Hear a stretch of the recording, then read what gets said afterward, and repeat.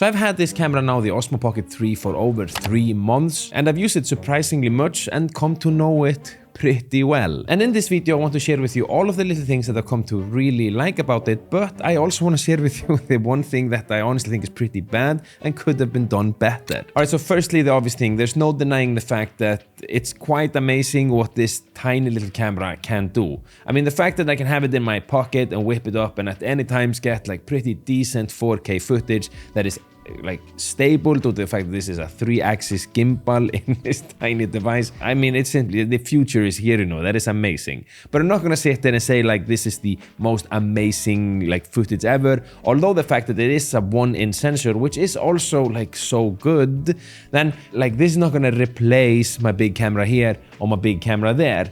But as a supplemental camera to that, it is great. Like if you think just like look at this camera. It's so small, and the footage is more than just usable. It's good, you know. I personally also really like the fact that the screen here, so when you turn it on, you just turn on the screen like this, and it comes on. And I personally like the fact that the screen is this big. I do enjoy that a lot. It means that I can, you can see me doing this video. But you know, compared to previous models where it had like a tiny screen, then this is good. I really like it. I also like the fact that I can film like this when I want, you know, getting something, but when I want to vlog or whatever, just click off a button here, and now I can see myself and film like this. It's really nice. It's also really easy to operate. It's kind of like idiot proof. There isn't a lot you can do. You turn the screen and it's on, and then you have a record button and a little joystick. That's it. And the interface on switching between the modes, also super simple. Now, I only used it for videos. On my last video I did about it, people were like, but what about the photos? I'm not interested in taking photos with the camera. I can't remember the megapixels or whatever, but like for me, using this as a photo camera is just silly. But we can be silly, you know? You're allowed to be silly. I'm not saying silly is bad. Silly is good. Being silly is nice. So be silly and take photos with it, but you're not getting that information from me. But for filming, oh boy, we can talk out for a long time, you know. Now, if you buy the combo kit, you get like, I think do you get both of these batteries? You get like an extra battery here and 2 of these, or you can buy them separately. That is one thing that DJI does. You can buy all of these separate things and they take your cash that way. I don't think that you need both. If you're thinking that like, should I have both? I don't think so. I don't think I've ever like even put this small one in. I've used this one, and I do appreciate that I have it. So when I'm out and about and filming, I can just have it like this, and the grip becomes a little bit bigger. Because like the fact is too that it is really small. So when you're getting them cool shots with it, you're kind of holding it like a toothstick, you know. So it's so small. You're like looking like this, like ooh, getting them cool shots. So I think it's actually pretty nice to have the extra battery like this, because just the grip becomes nicer. And even when I screw this one on here, like so, I have a pretty cool little setup, which is pretty nice. And I like this personally more. And then I can also put it on a table like this and film, you know. Now, one little thing that I've liked a whole lot about this little camera, the Osmo Pocket 3, is this active tracking mode. I think it's pretty sick, and it's allowed me to be more creative when I'm out filming by myself, to get these moving type of shots, which looks like I have a big crew. Although, of course, I'm all alone, because I'm a, you know, YouTuber. Now, another cool thing too is that you can film 4K footage up to 120 frames per second, so you can get that super slow motion. And if you want to get like really slow motion, then you can get 240 frames per second in full HD. That is really slow.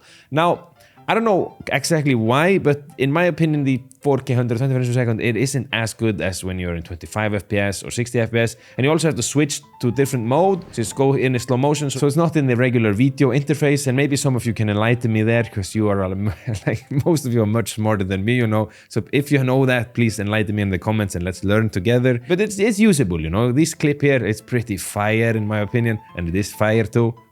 Bad little joke, but true though. Another thing that I've liked is that you can film D-Log M, which is a flat picture profile, so all of it like the color grade, we can do that. And it's also 10-bit footage, which is sick. I mean, the camera that I used to build up this channel and did a lot of client work back in the day, it couldn't do that. That was only 8-bit. So, and now having that in this small device, it just reminds me that I'm getting old and the future is here, you know. Now, it is of course also equipped with DJI's latest autofocus technology. This is great, and I like these different, you know, what do you say?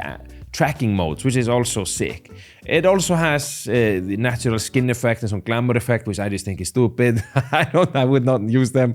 And like, oh wow, my skin is really... Sony is also doing that then cameras being like, wow, we have these glamour effects. I don't know, are people using that? Maybe, I don't know. Another thing I personally like too is that I've just filmed everything with this camera in full on auto, because you know, for me, I'm not like out looking for this camera should be my main gimbal or whatever. I'm just wanted to be something that I can quickly take out of my pocket and get good footage. So everything has been auto, the white balance, the settings, you name it. I could probably get a little bit better footage if I went all in manual and did something cool there, but everything you've seen is just auto. And one thing, it's nailing my skin tones. They look good, they're nice. I have nothing to complain about there. They've done good with the skin colors as well.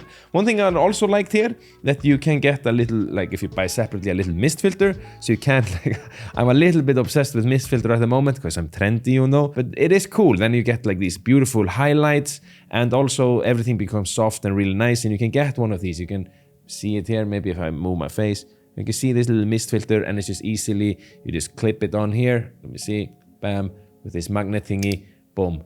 And you have it right now. And also you can get this wide angle lens that you just clip on right here, and it is on, and you get much wider. Now this is the first thing that is bugging me a little bit, or like a lot actually, is that when you turn off the camera and you have this on, look what happens. It doesn't go totally in, because it can't. It's blocked. This is too big, and this is bugging me. So whenever I'm out filming, I'm like, oh, now I want to have a wide angle. Then I have to take this and put it back on, and it's just such an hassle. And I know I'm gonna like 100% lose this, and maybe that's what they want. Then I have to buy another one, but I don't know. No conspiracy theories here, you know. But then again, maybe I shouldn't be complaining. This is a tiny pocket camera that can do amazing things, and also it is cool that you can get wider look when you want. So that is actually pretty nice. So I'm not complaining, actually. I'm not complaining. You didn't see me complain. Smack that like button for me, please. Another thing I think is pretty sick, and something that I've appreciated a whole lot, is of course this DJI transmitter microphone. Not only does it allow me to get pretty decent sound even in windy conditions and when you're far away from the little device, when you're doing this, you know, active tracking thingy, but also when I turn it on, it instantly connects to the camera, and that makes the whole experience of using it seamless.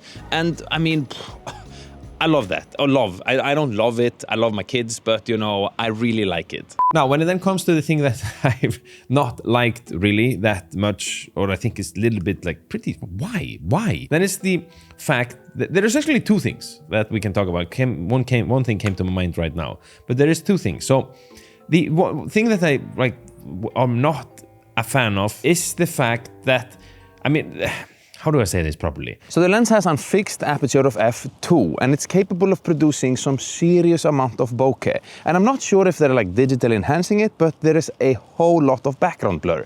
And this might be a controversial opinion, but I feel like it's a little bit too much blurry at times, and I just wish there was a way to at least tone it down or be able to control it a little bit. On top of that, I've been experiencing like quite a lot of focus breathing, especially when I forget not to like put the focus where I want it. Then the camera has a little hard time of deciding where it wants the focus to be, so you're seeing this like bad focus breathing thingy, which I am like not a big fan of. But it's not a deal breaker. I'm not gonna go so far as say like I wouldn't buy it because of that, because most of this, like 98% or 95 or something, I liked about it. Then one thing, when you haven't had it turned on for a little while, it takes a little while to turn on. So when you turn on, it's not coming on immediately, which, and it's sometimes a little bit buggy, as you saw there. I was trying to turn it on and it didn't turn on. Now, if you do ask me the question, then do I recommend it still now after using it for quite some while, then like my answer is absolutely yes. It's a great camera. Now, the way that I've been using this camera is maybe a little bit different from the most. I've been using this as a supplemental camera for my other cameras, and for that I think it's so good. And together with my cameras, it's just like something magical is happening. Now, if you want to know exactly what cameras it is that I keep in my camera bag and how this little device is fitting in my camera bag, then my friend, you need to watch this video next.